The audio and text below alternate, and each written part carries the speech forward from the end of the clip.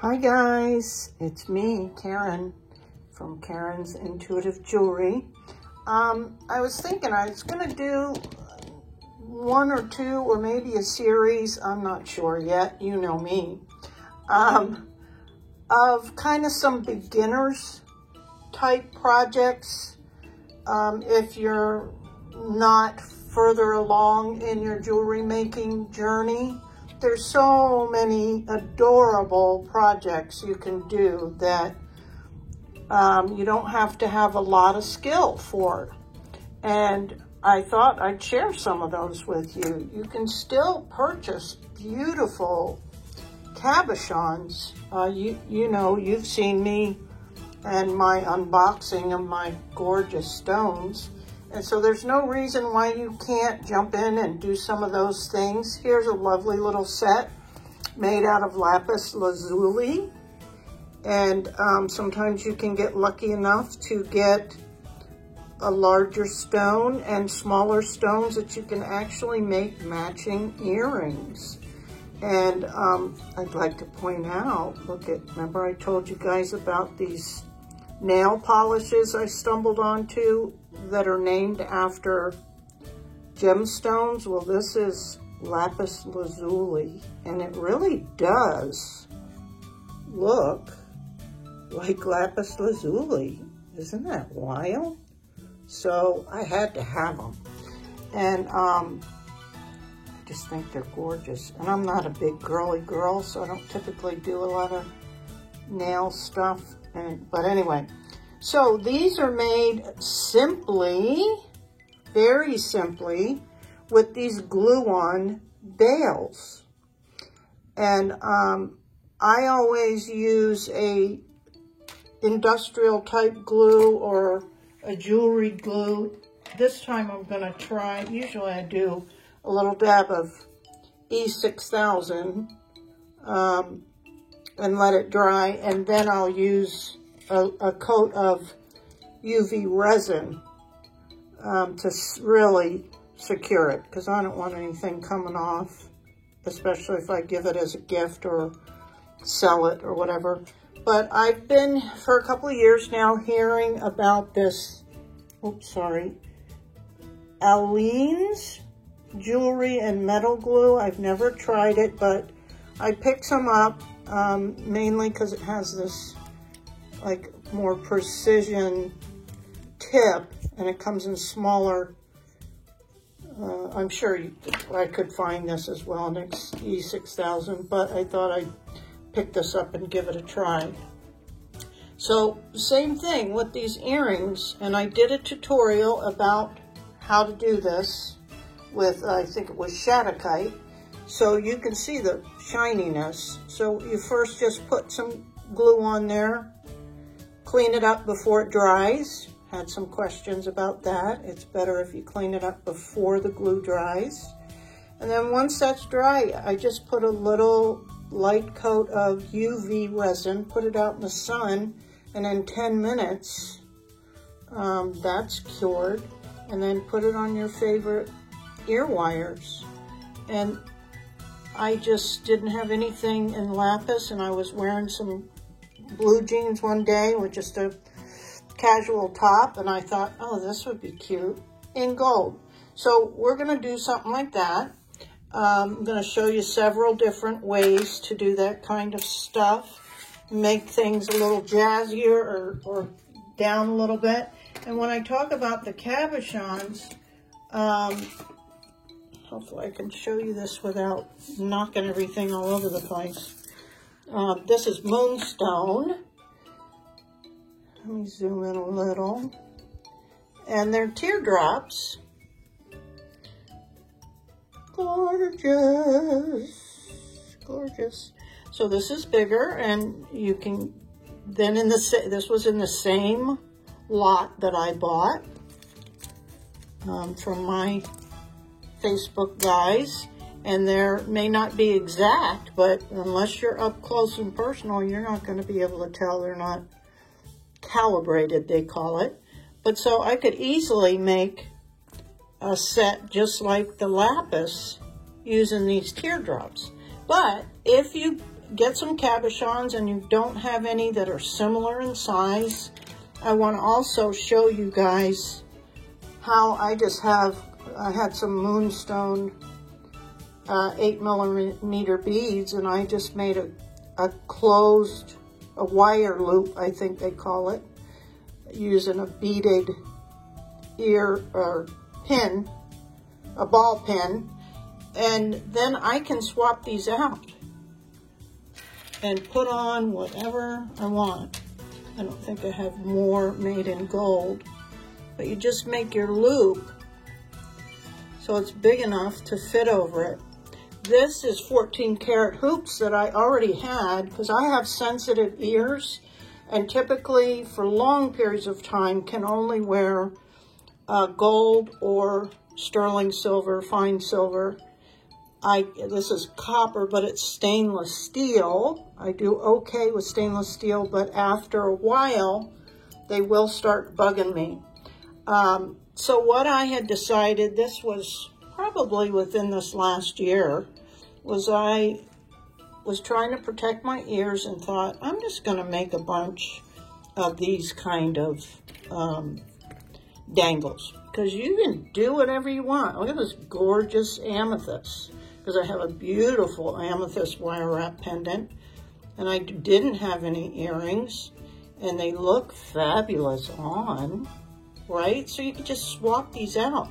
This concept was quite popular some years ago. They were interchangeable earrings. And I think I have a pair. They were super small hoops. And they came with that, some kind of bead, I can never pronounce it. But it came with a green, a red, and a blue. And I just loved them and wore them like crazy for many years. But what I love about these is you can, whatever beads you have to match your pendant, you just go at it. And different combinations. And you just, again, make sure that your loop fits over. This is blue goldstone because I have a blue goldstone necklace.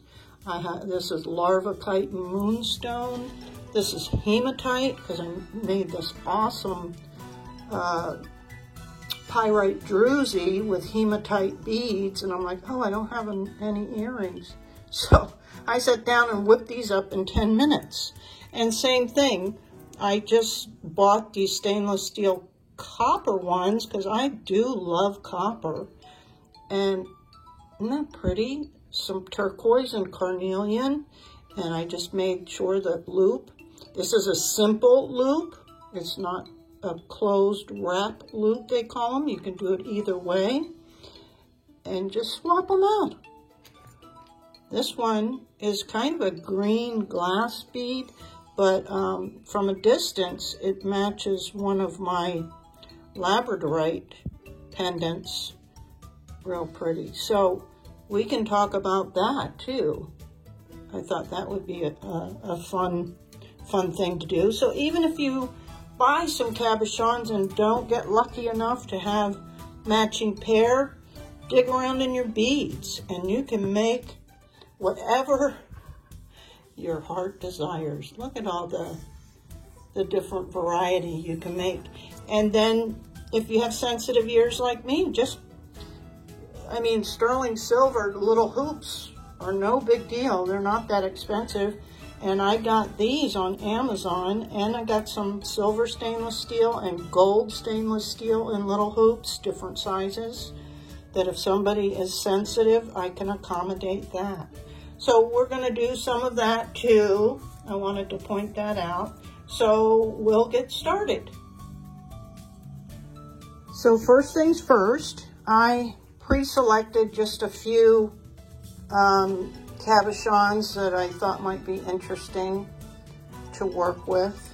This is just a solar quartz. Isn't that cool?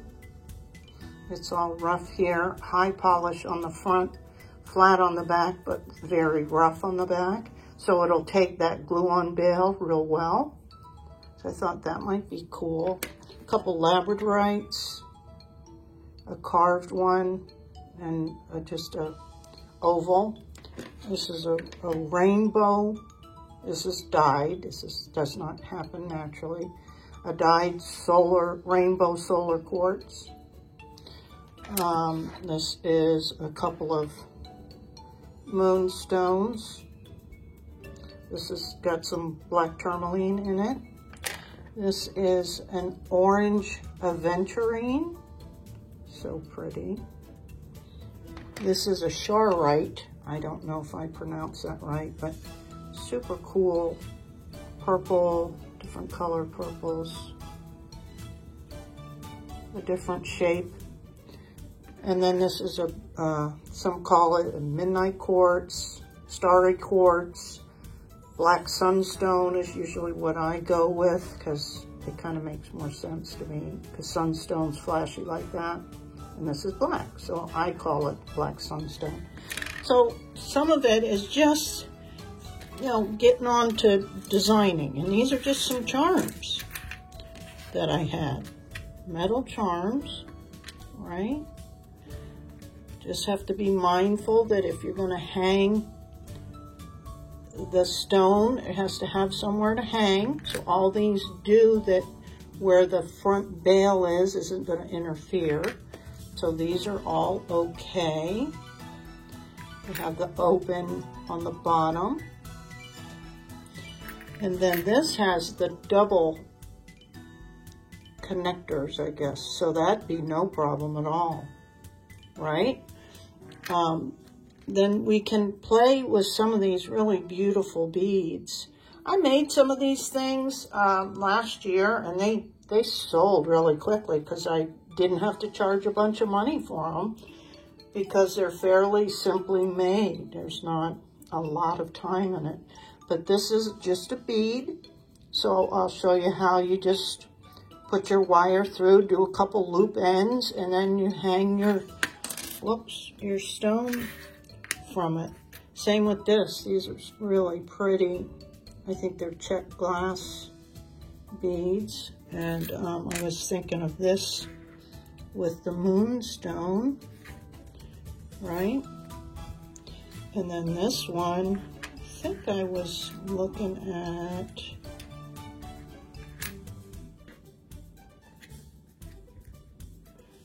maybe that.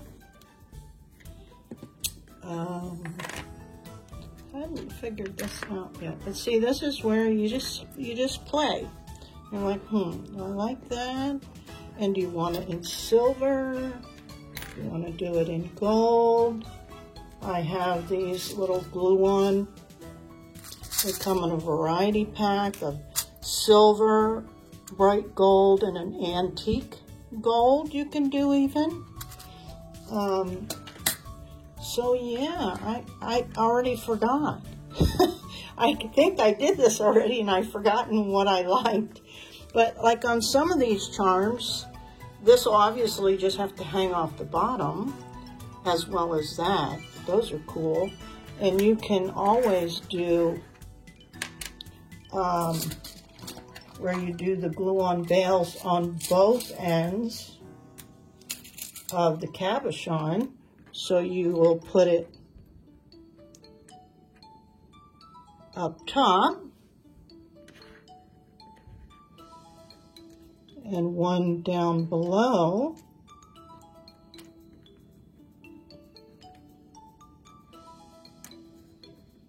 If I can get it. You get the idea. And then you'd hang your charm this way and you'd put a bail up at the top. You can do just jump rings, or you can do a fancy bail like this with just a couple of jump rings. So you can get that fancy, right? I mean, pretty cool. So on any of these, really, you could do something like that.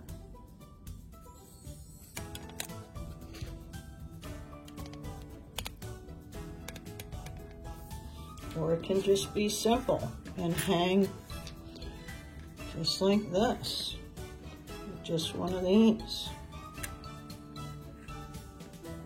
and a jump ring.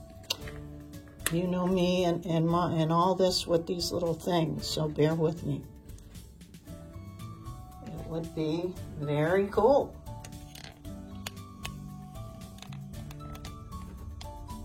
And again, they'll be very inexpensive because you're talking about a little glue, a little UV resin, a couple jump rings, your cord. So I usually charge like $25 or something for a necklace like this. And people dig them. And you can get just as creative as you'd like. So lots of gemstones and lots of beads, right? So that's going to be what we start with the project today. Now, how I get started is with clean hands, soap and water, because we get natural oils on our hands. Second is I use rubbing alcohol and paper towel or napkin and clean off front and back. Well, the whole stone, really, so that you know you're starting fresh. Then I decide the orientation of the stone, and usually that entails where the glue-on bale will fit the best and what I like as far as the direction of the stone. And because sometimes they'll be, say, like this. That wouldn't be a good one because there's this big stump almost. So that wouldn't fit on there well. So you just have to have a good look and how you want it to fit.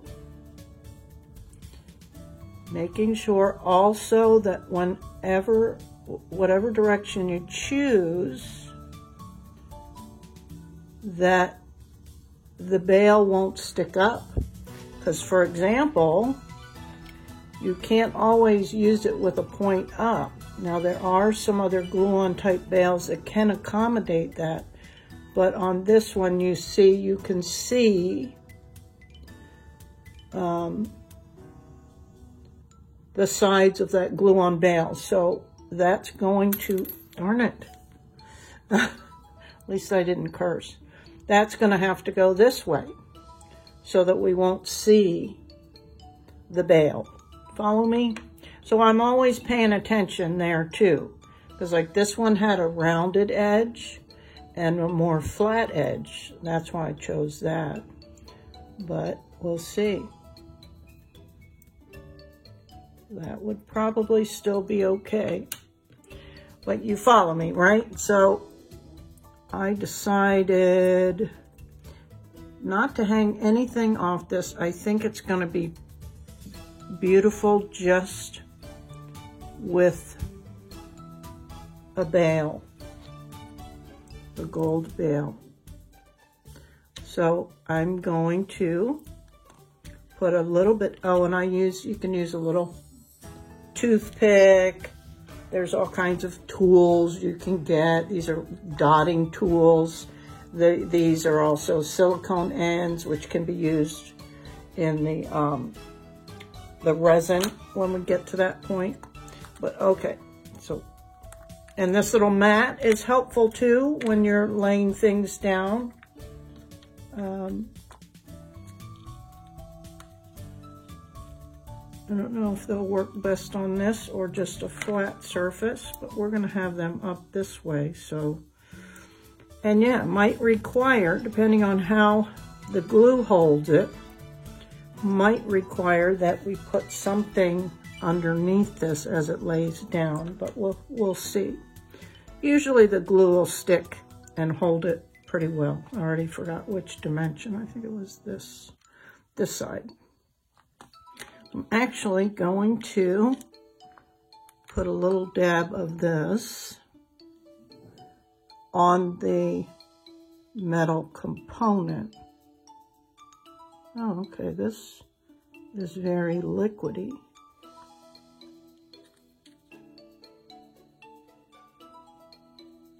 Almost like a super glue.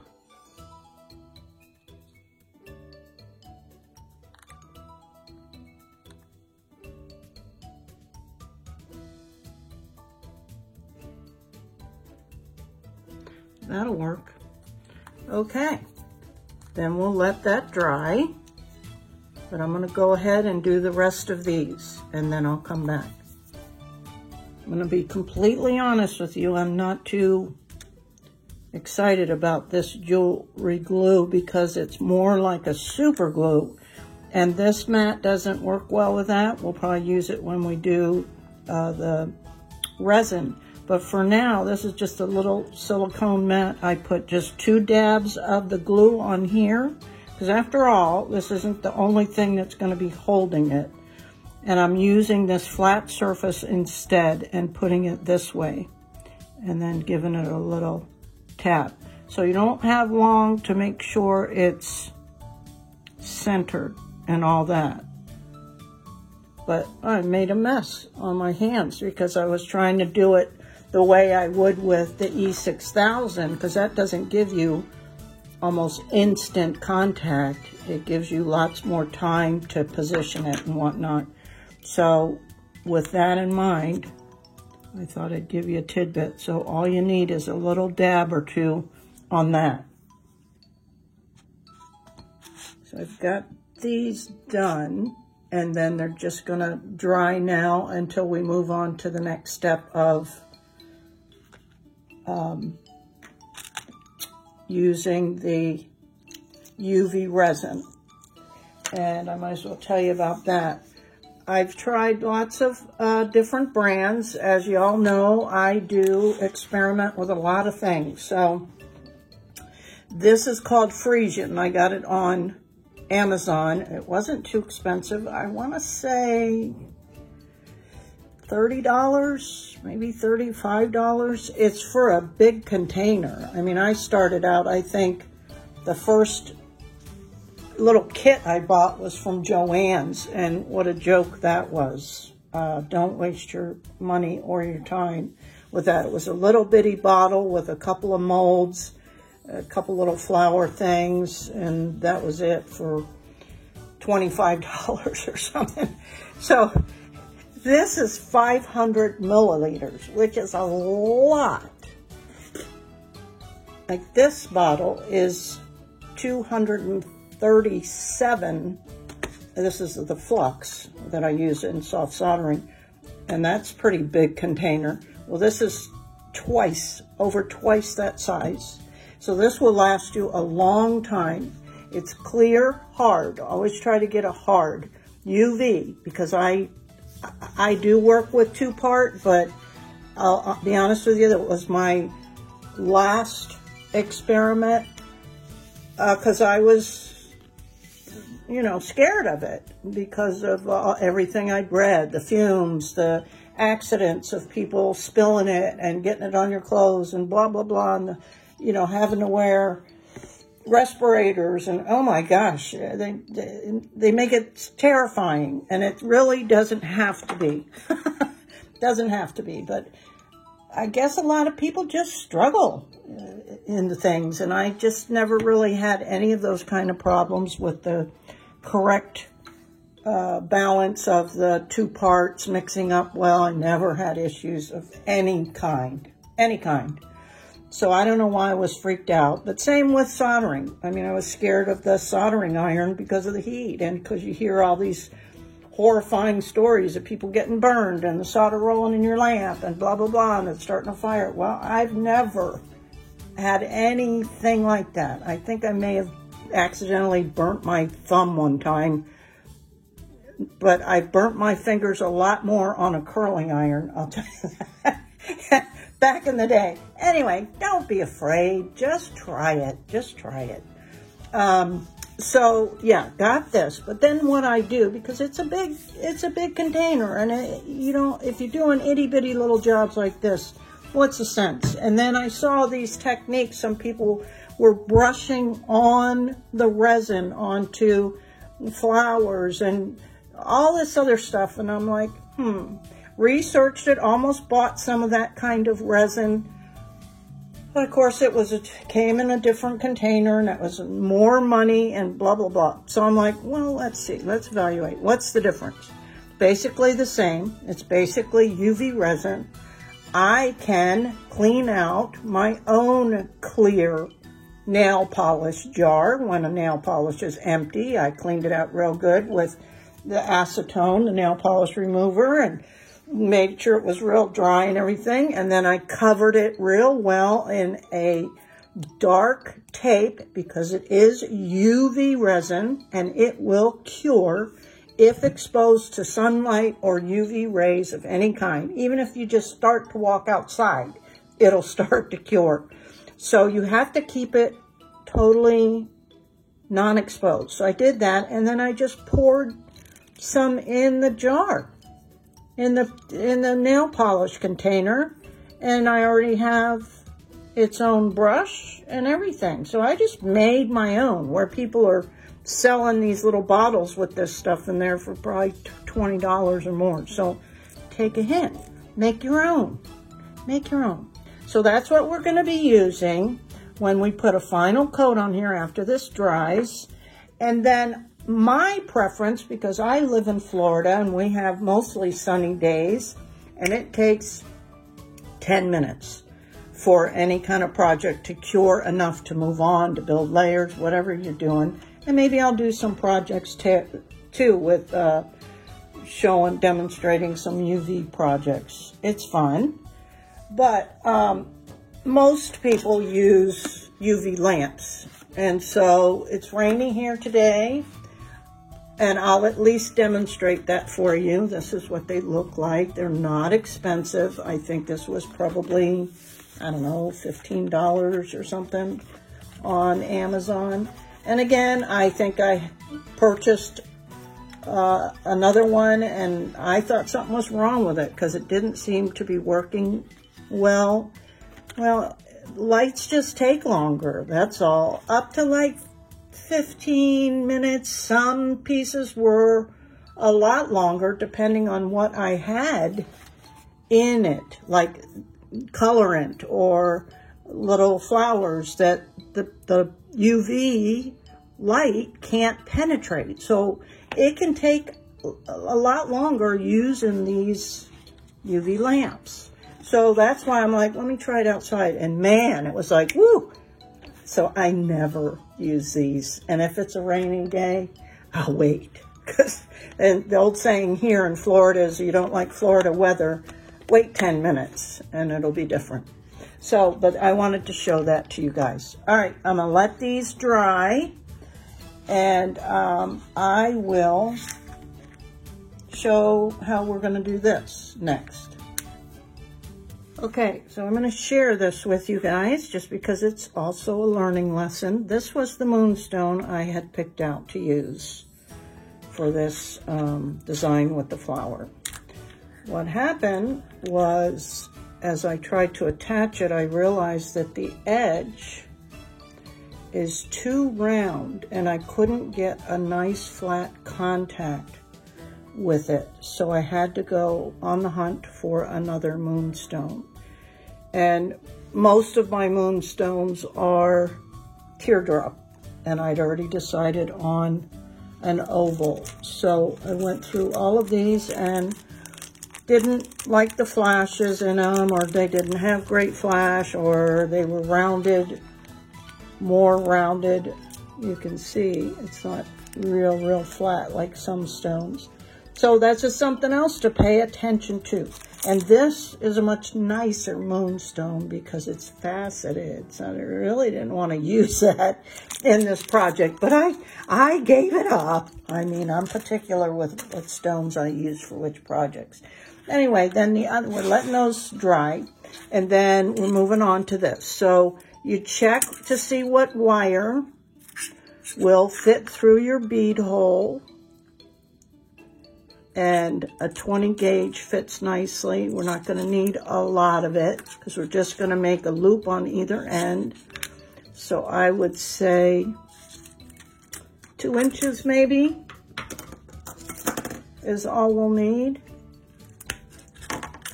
And this is Parawire, 20 gauge, faux gold, tarnish resistant, copper based wire. So it's copper and then plated with whatever. And then we can take our round nose, or these are a wonderful, oops, luckily the lid's on that. This is that Step bail making pliers by Beadsmith. This is pretty handy because with these you get the same width. With a round nose, you see it's graduated. So a lot of people will mark their pliers so that they get a consistent loop every time. But since I bought these, and I don't remember how much they were, of course they're going to be more expensive than just regular pliers. So I want to say they were probably around 20, 22, something like that. Anyway, the first loop that's going to attach to actual stone does not need to be big at all. So I'm going to use the smallest one, and I think I'll start off by getting a nice flush edge. And just hold it and roll your wrist till it meets back here. And then kick it back a little bit. So they say, oh, I didn't roll it far enough. They say it should look like a lollipop. So roll it and then kick it back. So it can be better than that even. I'm sorry, I'm not doing this very well. There. So it's like a lollipop. So that will go on this end, right? Just like that. And then this one is going to go through this bead. And we could add some beads on this as well, if you'd like. Hopefully I'm not going to break this bead, but I think I like it without. And I don't worry too much about what direction the loops are going to be in, because I can always change that orientation. But you want to bend this way, and then we'll cut a little bit off because I'm not going to need that. They say about to the end of your finger, so it's like a ½ inch or so. Keep this from flying. And then this one I'm going to make a little bit, let's see, no, that's fine. See how big that is? I don't think it needs to be any bigger than that.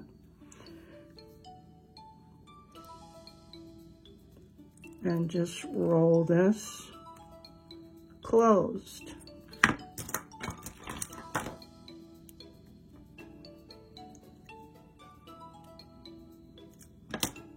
And there you have it. And then that'll just go on like that.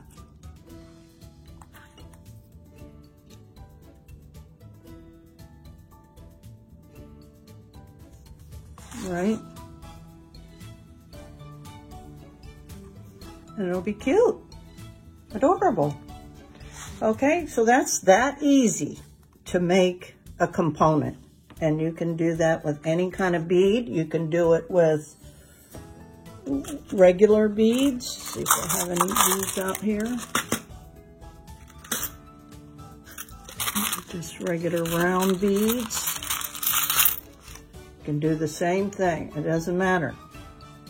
Yeah, anything. Okay? Now we'll move on to doing the resin part of it. Now that the glue is dried, and again, my opinion is I think I like the E6000 better for this kind of project than this. This reminds me of super glue. It took me forever to get the glue off of my fingertips, unlike this stuff. Anyway, this might be okay in other applications, but I probably will not buy this again. Live and learn. All right, so we're going to use this cool little mat, this honeycomb. This is really like a heat resistant. People use it as a hot plate trinket kind of thing, but I saw a lot of people using it in resin work. And I'm not going to worry too much about, there's some leftover glue. That's when I was fumbling and getting stuck to it. It was bad. It was very, very bad. But when I apply this resin, it should make that disappear. And you can use little finger cots or gloves if you wish, but I am pretty good with it. And I'm just gonna put it on a little coat, and you see it makes everything kind of go away. You don't need a lot, and I just go right over top of the bale and right out to the edges. And I'm just gonna do these 3 at a time. And what I'll be looking for, and see if I can zoom in a little bit more, is you'll see the resin start to kind of pull away from the edges. That's because that's what it does. And you, what do they call that? I can't think of the name of it. And obviously I'll have to research this before I go doing any tutorials on working with resin. But it's called something that I apologize for that. Keeps it from spilling over. I mean, it's done intentionally. And I can't think of the name of it. But for aesthetic looks, I will want it to go to the edge, right? I don't want it to be obvious what we're doing here. I mean, it's okay, but uniformity speaking, I'd like it to look nice. So I'm just going right over the metal bale, just as I'm polishing. You don't really want to get this stuff on your fingers, but if you do, just wash it off. You know, obviously wipe it off right away and then wash it real well. I kind of always mix. What I found works pretty well is I mix hand sanitizer with like Dawn detergent, and it helps to have both. So you can see there's some bubbles on that one, or it looks rough. So that tells me I need a little bit more to get a nice smooth. And see, like here you can see the lines in it, like when you paint. But because resin does resin things, that will go away. It smooths out. I can't think of the name of that. It's gonna bug me now. So this particular piece, and maybe it's because there was some excess glue, may require a little bit more finagling, but these other two look okay.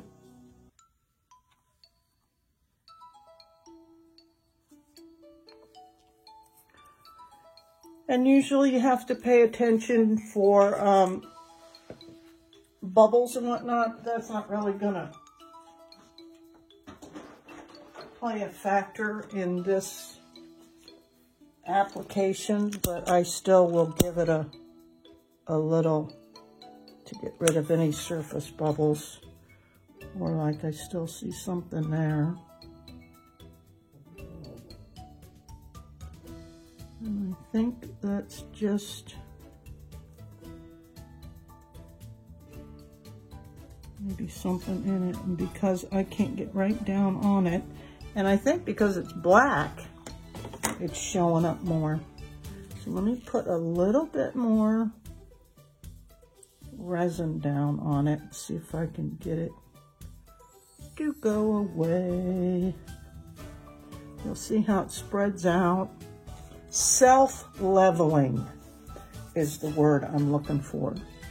well, part of the words. Self-leveling means it will go to its lowest point and fill in. Like to do that, and then you'll see that it levels out. But yeah, that wasn't the word, sorry. It's something to keep it from going over the edge. But I'm okay with that, and let me back out now.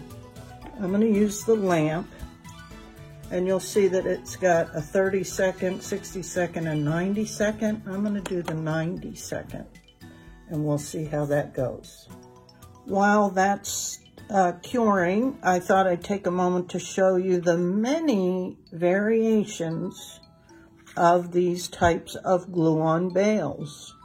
There's oblongs of all sizes in all colors, right?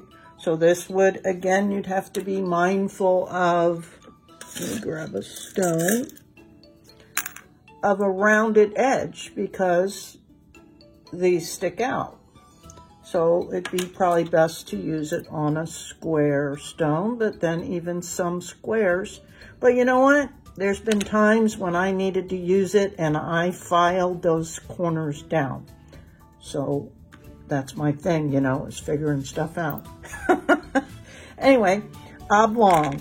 Lots of little hearts are always cute. So unlike the ones I'm using today, which are just plain little ones, these are more decorative, right? So if the pendant flips over, there's a cute little thingy on the back. So different hearts of all shapes and colors, little designs, shapes and colors. And your classic little, like a teardrop almost. So I like to have a good variety, little squares, little ovals. So lots of different things to choose from besides just those little ones that I'm using today. But I thought those would be easier and I wouldn't have to think about it too much other than the color. So there's that. So lots to choose from. And we might as well talk about different kinds of bales while all of this is curing. You can always use jump rings, but I like a little variety, and these you just apply with a little jump ring onto the glue-on bale. And these come again in, this was all in one set, different colors, right? Silver, copper. This is more of an antique copper. I don't know why they do that. Hardly ever find anything in a bright copper. The gold tone. This is like an antique gold. And there's even a silver with what I would call like a black patina. Then there's like a gunmetal color. So there's that kind. There's these type of pinch bales. These kind of swing. You'll see these a lot. And this is more designed for a stone that has a hole through it. And you would just slide these over the hole and just pinch it closed. These would pinch closed such as that, and they come in all kinds of colors as well as sizes. I accidentally ordered these itty bitty little ones, and I didn't realize, this was probably early on, that I needed to pay attention to size. I bet none of you have done that. Right. So, yeah, pay attention to size. Let's see. Then there's these kind of, what are these called? Oh, I can't think of the name. But these can work either with stones that have holes in them, or this type of stone where you stick it in there and then you pinch this and there's a little edge.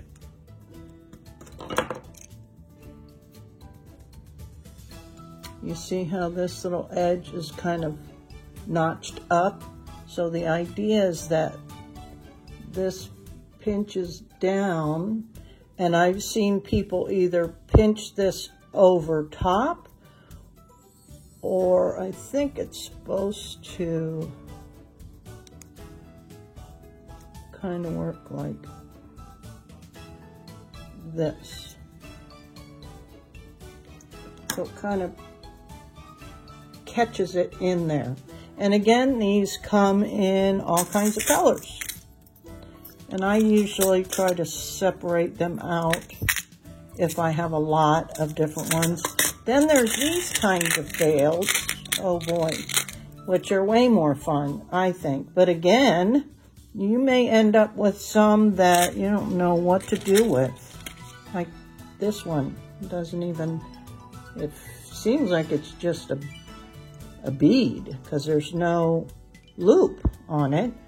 Or something like this that has the loop, but it's so thin that you have to use it with a really small chain, like a snake chain or a beading wire or a small millimeter cord.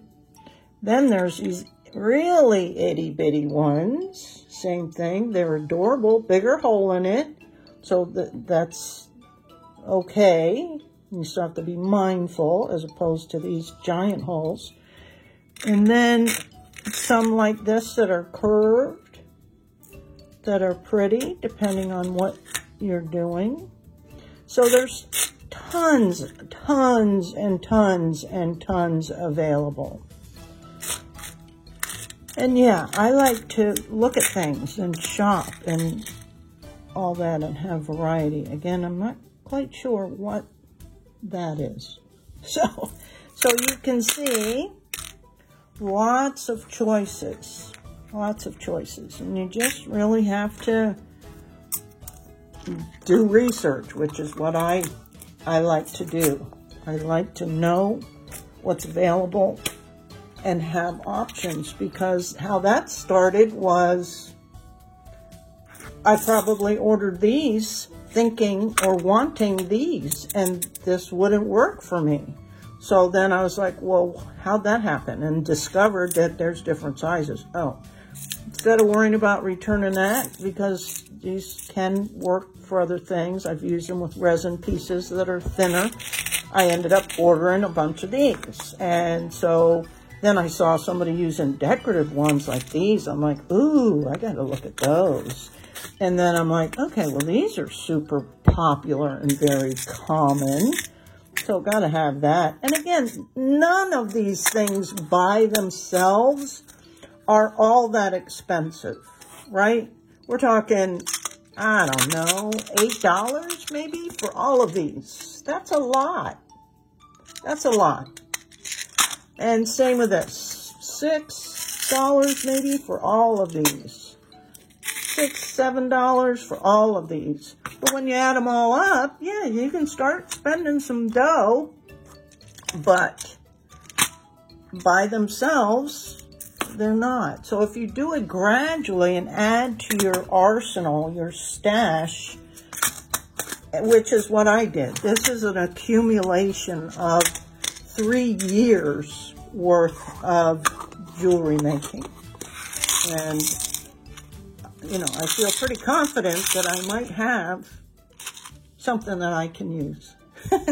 And we can get into all kinds of other things too, like your closures. You've got your toggle clasps, you've got lobster clasps, you've got your round clasps, you've got magnetic clasps, you've got shepherd's hooks, and tons of other stuff too. And the last thing I'd like to mention while we're here is jump rings. or really any kind of findings, whether it's jump rings,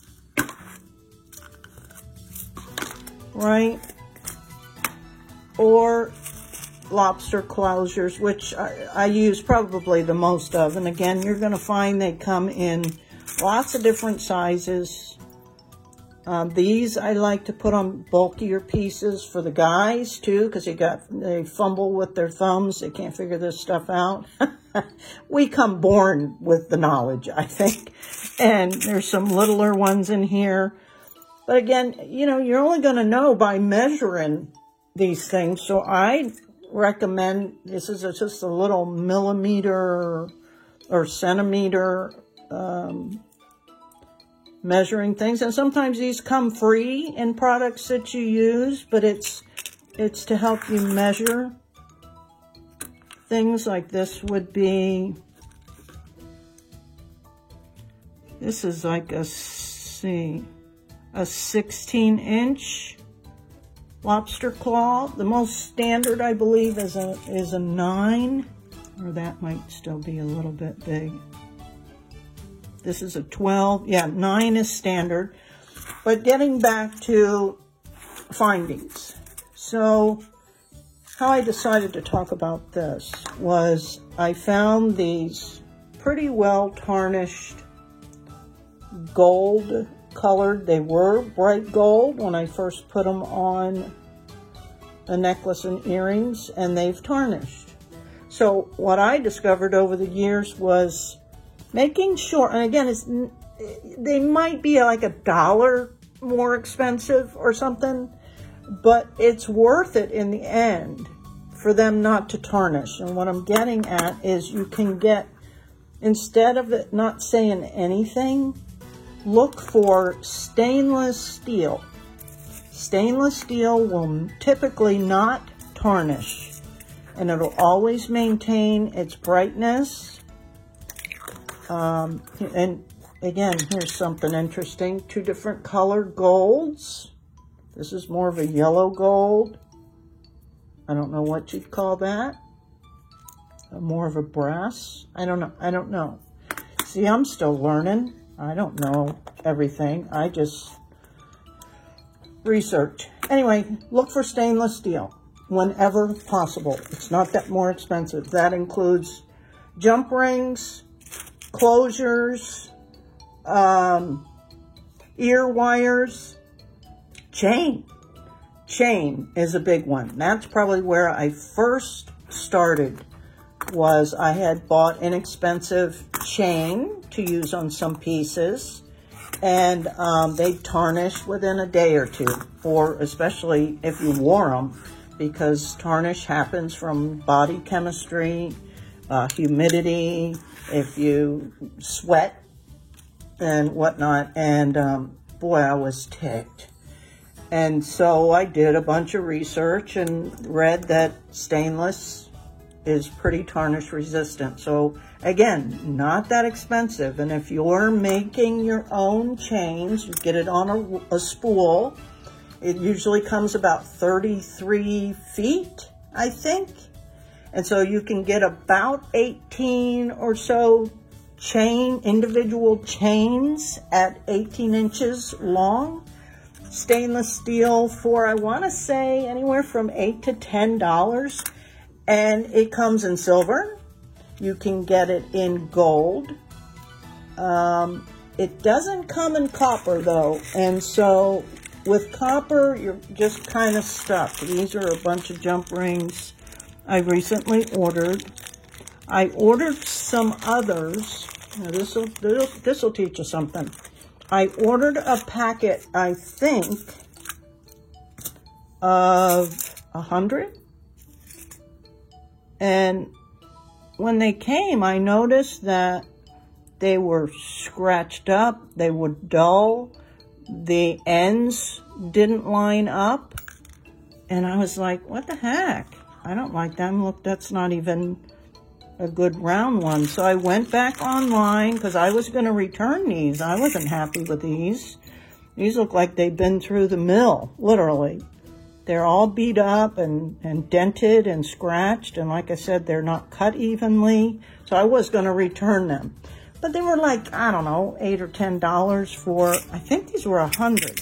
So once I got online and started looking again, shopping again, I found a packet of bare copper wire, same gauge, same width. These are 10 millimeter, perfectly done. There's 500 in a packet and they were less expensive. I'm like, oh my gosh. So that just goes to show you really have to pay attention to what you're ordering. And I guess a lot of people bank on that people don't. And hello, I do, after I've learned the hard way. So they didn't even want me to return them. They said they'd just credit my account because some things just aren't worth it to Amazon to have returned. Anyway, okay, that's a long-winded little information on findings and bales and all kinds of stuff. So I hope this helps. Okay, I'll be back when we're on, ready to go to the next step. Okay, guys, I'm back. Truth be told, I did use that lamp last night because it was a rainy day yesterday, and I must have hit that 90-second button 10 times at least, and to be totally honest, they were still kind of tacky. So I finished them this morning and put them out in the sun, and within 10 minutes they were hard. So I swear by the sun is much better than any lamp. And I just take them out on this little, this is the top of a broken container that gives me some support that I can move these things around. And then this was the one that had some excessive glue that was all rough. You can see it's nice and smooth. Very secure. This bale is not going anywhere. So that's that. And now we're going to move on with putting on our little charms to whatever we did. And that'll just be utilizing some jump rings. And you all know how to do that, right? You twisty them. So I just like to use like small ones, 4 millimeters or so. These may even be smaller, but you can see. They're little. You don't need big ones just to attach. So we've got 3 silver. We'll just get 3 little jump rings. And you know that you twist the jump rings. You don't pull them apart. You twist open and twist close, and you'll hear a little click as they get nice and snug. And looking at this now, it may require, because this is kind of pretty thick, the frame of this. So it may require a size up. But you know me, I've got pretty much whatever we need. But I'll try the smallest one, but we do want some movement in the piece, so I'm gonna think this is gonna be the one. So again, I use my tweezer nose and a bent nose. There is a little tool that you can, if you're doing a lot, like people who do those chainmail projects, they'll have this little tool that you can put on your finger that has slots in it. For the longest time, I didn't know what the heck it was, but that's what it's for. You put it on your thumb or your finger, and you just wedge the jump ring in there and just twist. But I'm not gonna get that out today. I don't have that many. So just putting the jump ring on. I twisted it open, and now I'm gonna twist it closed. And hopefully I can see and make sure it's a good connection. Give it a squeeze, and there you have it. And I'm gonna go ahead and complete this particular project with attaching, figuring out what kind of bail and a cord or necklace.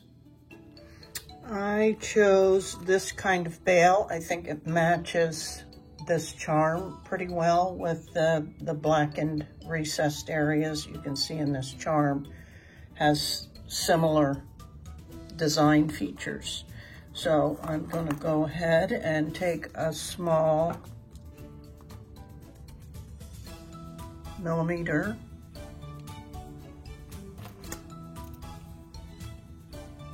jump ring.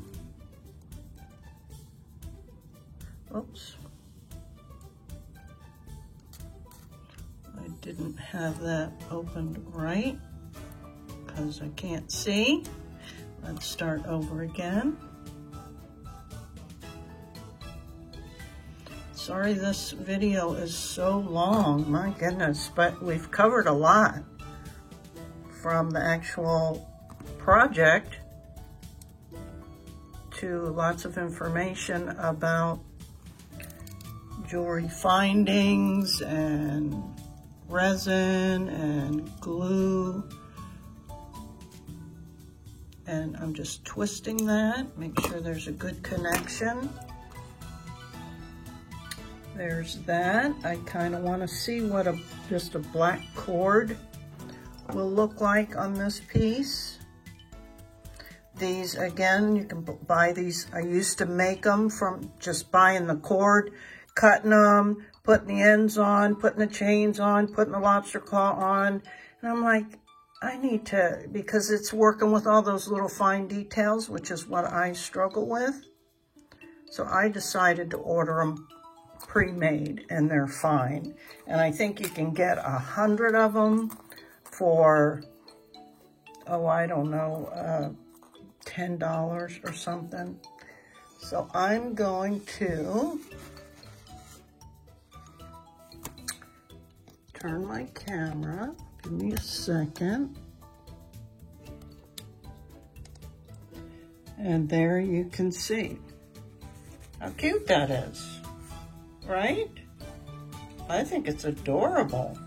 And then, of course, again, I've got some lovely labradorite beads. I could either find more of these dream catcher type charms and hang a bead from it and have matching earrings, or just a plain hoop or a plain fish hook ear wire and make matching earrings.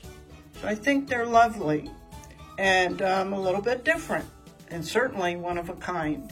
So I'm going to go ahead and finish the rest of these, and then I'll show you the final projects.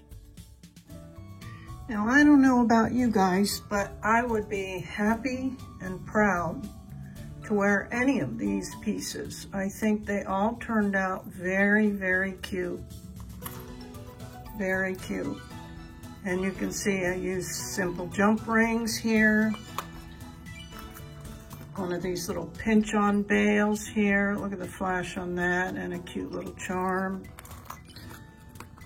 Another pinch-on bail. The Ohm and Shorite looks really cute on. This black moonstone, black sunstone with the lotus charm. Look at the flash on that. This turned out so cute. The rainbow solar quartz with the hot eye of Horus charm. That'll get snatched up pretty quickly. This lovely carved labradorite on like a dream catcher with a fancy bail. I didn't use too many of those.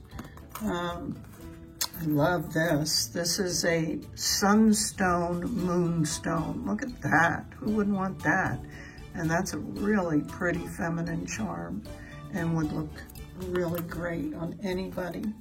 And one of my favorites, of course, this faceted rainbow moonstone with a lovely little check glass flower bead. So, so cute.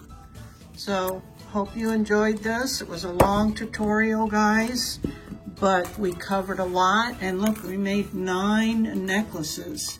And I used cord and chain as well in different colors so you could see the effects. And you can get as fancy as you want or minimal. It just depends on how you want to showcase the stone, and I think this was a great choice. I will say one thing for the glue that I tried, that Aleene's glue. I think I put it away already. I try to clean up as I'm going. It was really, really secure without putting the resin on. So I might give that a try just on the glue-on bales. It is specifically designed for metal, so that may be why it got a better hold. And not have to do the resin, but nothing wrong with the resin, really, unless somebody's averse to having it touch on their skin, in which case they'd be mindful of, you know, having their blouse or shirt underneath it. Okay, so I'm sorry this was so long, and I did make some mistakes in the tutorial with different comments, and I will try to correct them as I edit. And thanks so much, guys. I hope you enjoyed this. It was kind of fun for something different. All right, till next time. Bye.